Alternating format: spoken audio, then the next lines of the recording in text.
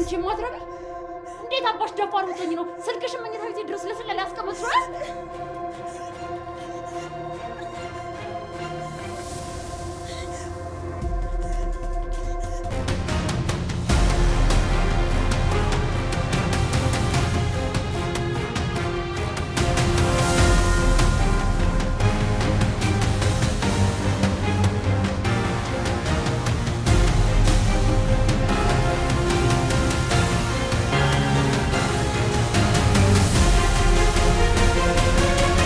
ኑኑዬ በስተመጨረሻ አመለጠች።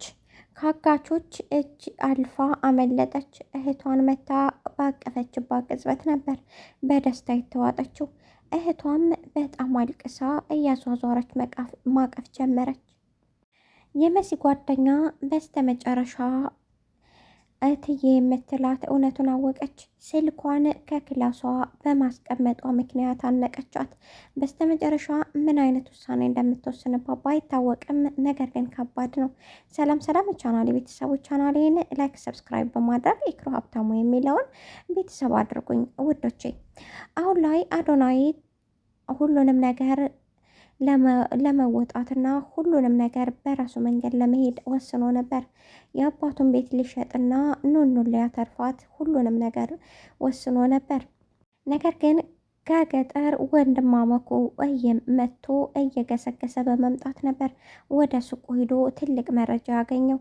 ማንም ያልደፈረውንና ማንም ሰው ሊያናግራት ያልሞከረውን ወይዘሮትና እትዬ እሱ ግን ቀጥታ ወደ ሱቁ ይዘሽኝ ሂጁ ብሎ ነበር እያንቀጠቀጠ የወሰዳት። በዛ ቅጽበት ነበረ በጣም ደንግጣ ሁሉንም ነገር ያወቀችው። ምን ያህል ኃይለኛና በጣም ከባድ እንደሆነ የተረዳች ይመስለኛል ወይዘሮ ሉሊት ጭካኔዋ ከቀን ወደ ቀን እየጨመረ ነው። ነገር ግን የገዛ ልጇን እንደምታሰቃይ አልገባትም ነበር ብሎ አጋቿ ሲያሾፍባት ነበር። አዶናይት ቤቱን እሸጠዋለሁ፣ ነገር ግን እኔ ገንዘብ ምንም ማለት አይደለም፣ ነገር ግን የሰው ህይወት ቀላል አይደለም ባለበት ቅጽበት ነበር ኑኑም አምልጣ ጠፋች። ከእህቷ በሰላም ተገናኘች። እህቷም አንድ ነገር አለቻት። ከየት እንደመጣሽና ምን እንደደረሰብሽ ለማንም ምንም እንዳተነፍሽ፣ እዚህ ጋር ማንንም ሰው ማመን የለብሽም አለቻት። ኑኑ ያመለጠችበት ቅጽበት እንዲህ ነበር ውዶቼ። ኑኑ በጣም እያነስራ ስለነበረ በፍርሃቷ ሰዓት ራሷን ስታወደቀች። በዛ ቅጽበት ነበረ በሩን ክፍት አድርገው ሲሄዱ በዛ ምክንያት ወጥታ ሄደችው። ኑኑ የት እንደደረሰችና ምን እንደገባች ማንም ሰው የሚያውቅ የለም። መሲ አሁን እሷን ማሸሽና ሌላ ቦታ ደብቃ ማኖር ፈልጋ ነበር። ነገር ግን ኑኑን ምን ብላ ታስረዳት? እትዬ ገዳይና በጣም ክፉ ሴት ናት፣ ስለዚህ ከሷ ርቀሽ መሄድ አለብሽ ብላ ብታስረዳት ልታምናት አትችልም። የእህቶቹ መከታ እየገሰገሰ ከገጠር መጣ። ምንም አይነት ወደ ኋላ ሳይል ነበር የመጣው። መኩ ለእህቶቹ ብቻ ሳይሆን ለሀቅ የቆመ ጀግናና ወደ ኋላ የማይመለስ ነው። በተለይ በእህቶቹ አይደራደርም፣ እነሱም በሱ አይደራደሩም። ምክንያቱም ምርጥና ታጋሽ እንደ አባት መከታቸው ነው። በስተመጨረሻ የመሲሄት እውነቱን ታወቀባት። ወይዘሮ ሉሊት አሁን ላይ እውነቱን አውቃባታለች። በዛ ቅጽበት ነበረ ራሷን እየነጨች ያዘቻት። አሁን ስልኩ ውስጥ ያለውን ነገር ለመፈተሽ ሞከረች። ነገር ግን ምንም ነገር ልታገኝ አልቻለችም። ግራ የገባት ነገር የመሲ ጓደኛ እንዴት ነው? አንደኛ አውዶ ከፍቼ ነው እዛ ጋር ያስቀመጥኩት፣ ለምን አላገኘችም? ለማገኘቷ ደስ እያላት ሆኖ ነገር ግን እሷ ደግሞ ያ እስከዛሬ የለፋችበት አለመሳካቱም ታናዷታል። ግን እውነቱን እንኳን አላወቀች በማለት ነበረ ስትናገር የነበረው። አሁን ላይ የመሲ ጓደኛ መሲን ለመርዳት በጣም ብዙ እየጣረች ነው።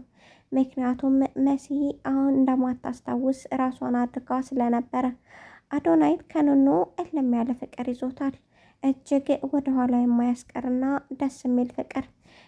ለዛም ነው መስዋዕት የሚከፍልላት። በልጅነቷ ጀምሮ በጣም የሚያፈቅራትና በጣም የሚወዳት ልጅ ናት። አባቱን ባጣበት ቅጽበት መኖር የሳሳውና የጓጓው ኑኑን ሲያስብ ነበር። የኑኑ ደግነትና አስተዋይነት፣ ትሁትነትና ስርዓትነት ይገዛዋል። ለዛ በተደጋጋሚ ስሷን ማየትና በእሷ ደግነት መቅናቱ ከቀን ወደ ቀን እየቀጠለ ነበር። ግን ፍቅሩን ሳይገልጽላት ነበር። በእርግጥ ኑኑም የእሱ ነገር አይሆንላትም። የሆነ ስሜት እንዳላት ደብቃለች። የመሲ ጓደኛ በስተመጨረሻ በሉሊት እጅ ገብታ ነበር። ነገር ግን ሉሊት ስልኩን ፈትሻ ምንም ነገር አላገኘችም። ስልኩ እንዳለ ባዶ ነው። ግራ በመጋባት ስልኩ እዚህ ጋ ምን ይሰራል አለቻት። የመሲም ጓደኛ እዚህ ጋ ቁጭ ባለንበት ቅጽበት ነበር ትቼው የሄድኩት። ከዚያ በኋላ ብደውል ምንም አይነት ሲም የለውም። ለካ ስልኩ የድሮ ስልክ ነው። ምንም አይነት ሲም አልነበረውም። አንዳንድ ነገሮች በቴሌግራም በዛኛው ስልክ የከፈትኩትን በቴሌግራም የሚላኩልኝ ነገሮች ለመቀበል ነበር ያዝኩት። በዛ ምክንያት ነው እዚህ ጋር ትቼው የሄድኩት።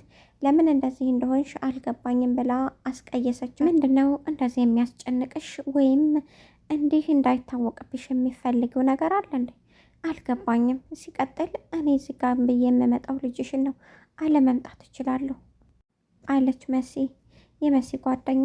ምክንያቱም መሲ አንድ ነገር ከሆነች መሲም ሆነ እሷን ቤተሰቡ እንደሚያበቃለት ታውቃለች።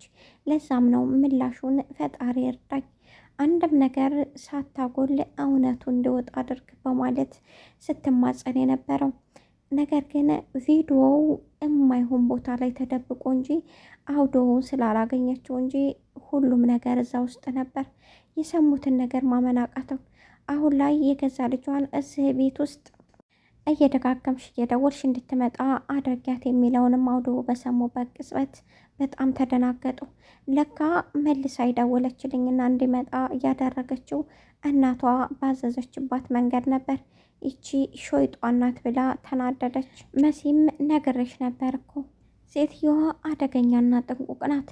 በእያንዳንዱ ነገር እንደውም ካሜራም መግጠሟ ስለማይቀር ጥንቃቄ ልናደርግ ይገባል አለች። በጣም እያለቀሰች ነበር። ከዚህ በፊት እንዳስታወሳችሁት መሲዬ የእህቷን ደብዳቤ እያነበበች ነበር። ያንን ስታይ ደነገጠች። የደነገጠችበትን ምክንያት ሁሉንም ነገር እዛ ጋር ጽፈው ስለነበረ ነው። መሲዬ በጣም ታግዛለች። እየሆነ ያለው ነገር ግራ አጋብቷታል። በስተ መጨረሻ ግን እህቷ ተገናኝታለች።